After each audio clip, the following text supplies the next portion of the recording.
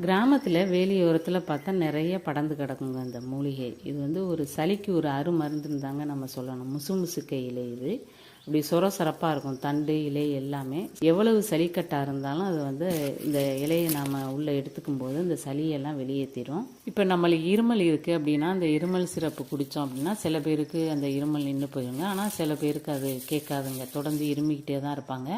படுத்தாலுமே அந்த இருமல் அதிகமாக இருக்கும். அந்த மாதிரி உள்ளவங்களுக்கு இது ஒரு நாள் சாப்பிட்டால காலையோ மதியமோ இரவு எப்போ முடியுதோ இதை சாப்பிட்டோம்னா அந்த இருமல் வந்து சுத்தமாக நின்று போயிடும். முசுமுசுக்கு இலையோட தூதுவளை முள்ளு முருங்கை இலை 3 போட்டு கொஞ்சம் அரிசி ஊற வச்சு அதில் போட்டு அரைச்சி சீரகம் மிளகு பூண்டு வெங்காயம் உப்பு எல்லாம் போட்டு அரைச்சி அதை ரொட்டியாக நெய்யோ வெண்ணெய்யோ நல்லெண்ணெய் கூட சேர்த்துக்கலாம். அப்படியே ரொட்டியாக தட்டி சாப்பிடும்போது சளி இருமல்லாம் நின்று போயிடுங்க.